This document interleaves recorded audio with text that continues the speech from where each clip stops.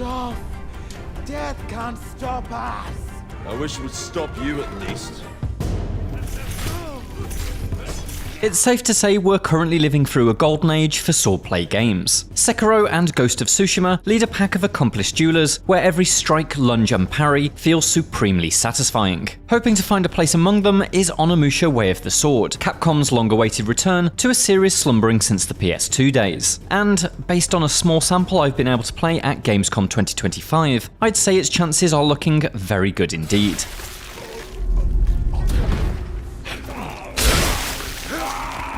No challenge! Set in a dark fantasy reimagining of Kyoto during the Edo period of Japan, Onimusha Way of the Sword has you take up the sharpened blades of Miyamoto Musashi, a swordsman sporting both the face of the late legendary actor Mifune Toshiro and a talking gauntlet that eats the souls of dead enemies. The power of the Oni is within your eyes as well. It must have been awakened by the Dark Master of Sword. What's that? That second point is the more pertinent one. Fallen foes drop souls, represented by flames that float around the battlefield before being sucked up by your hungry jewelry. Right, before you get any wrong ideas, Onimusha may have souls, but it is absolutely not a Souls-like. On its default action difficulty setting, Way of the Sword is not particularly punishing, at least not in this 30-minute demo, which admittedly does feel plucked from a very early stage in the story. It certainly requires skill to get the most out of its enjoyably flashy combat, but generous parry windows, a block that protects from all angles, and cushioned enemy attacks mean Onimusha seems on track to be one for all action fans, not just the FromSoft fanatics. And while I would have liked to have faced a steeper challenge in this demo, the foes I faced, especially the end of level boss, felt well judged. Is that your best?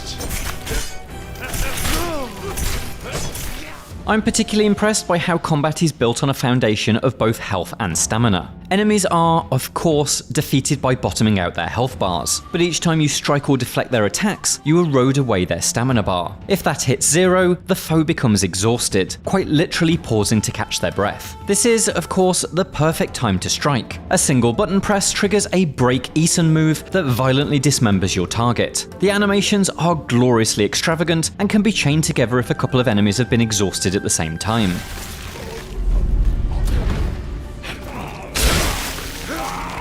For regular enemies, breaking their stamina spells instant death, and because parries quickly exhaust fodder, you're rewarded for honing that skill. You take less damage and get to witness cool kills. I'm deeply amused by how you can deflect arrows back at archers who then, winded by their own projectile, stand around simply awaiting their fate of single-click decapitation.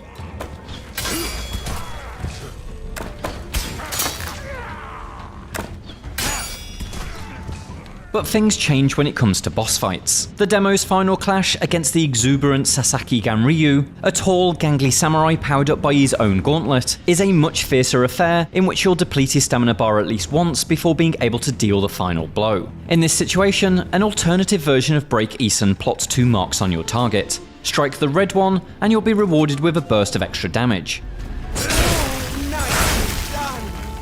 Hit the purple to generate a bonus batch of souls. Die! I'm not done having fun yet!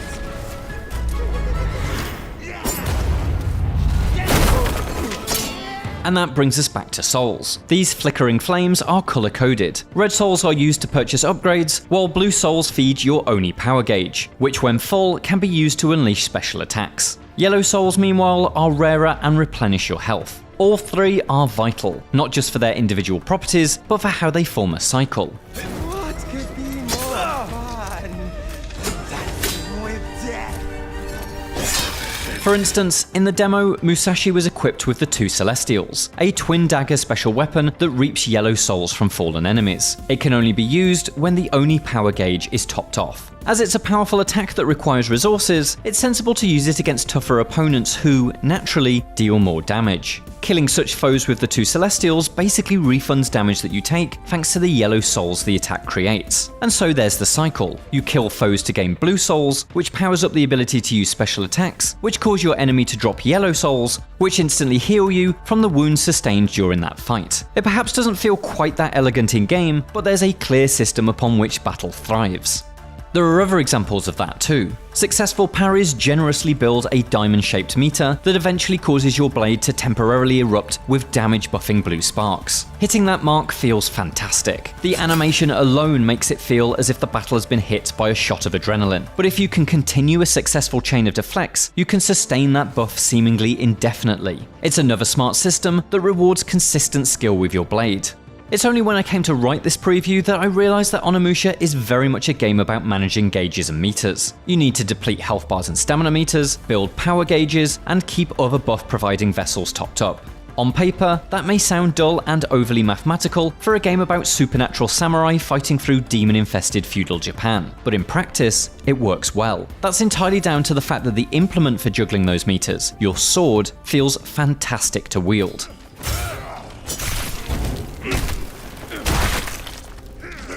Like that? The parry window may be wide, but the ringing clang of a deflect is supremely satisfying, especially because the subsequent counterattack animation is so extravagantly slick. Slicing through the amusingly gross regular Genma enemies, which range from mutant swordsmen to what I can only describe as demonic floating Furby heads, feels great, but it's the boss fight that really sold me on Onimusha's swordplay credentials. There's almost certainly a secret science to nailing the feel of when steel lands on steel, and Capcom has absolutely cracked that. There's an energetic flow each time the warriors' blades meet and push each other away. And while the duel against Ganryu doesn't feel destined to go down as an all-timer, it is ultimately too easy to enter those halls. I think it acts as a decent enough promise that, further into the campaign, there will be something that stands up to the very best of Ghosts of Tsushima. The Gamescom demo may have been short, little more than some winding paths and a boss fight in a temple, but it's more than enough to convince me that Onimusha Way of the Sword is built on rock-solid swordplay fundamentals. I'm genuinely excited to master them and take on its campaign's toughest challenges. But it's also made me curious about several other things. As a tutorial-styled section, the demo had no real exploration opportunities, so it's currently unclear what kind of scope the environments will work with. Then there's the story, which caught me off guard with its humour. There's hints of an amusingly rocky relationship between Musashi and the voice inside his Oni gauntlet. To purify this temple, you're only to find the source of this mission. Right, Gauntlet Lady. Enough of that. If you're awake, I've got questions. I refuse. You listen here. I won't answer. Questions or otherwise. To Gauntlet Lady. And the pre-boss battle banter was just on the right side of goofy. I'm fascinated to see where Capcom has drawn the line between a dark samurai tale and sparky anime humour. But even if that line ultimately ends up drawing an uneven balance, I'm confident Onimusha's razor-sharp combat will more than make up for a few bad jokes. For more from Capcom, check out our Gamescom 2025 previews of Resident Evil Requiem and Pragmata. And for everything else, stick with IGN.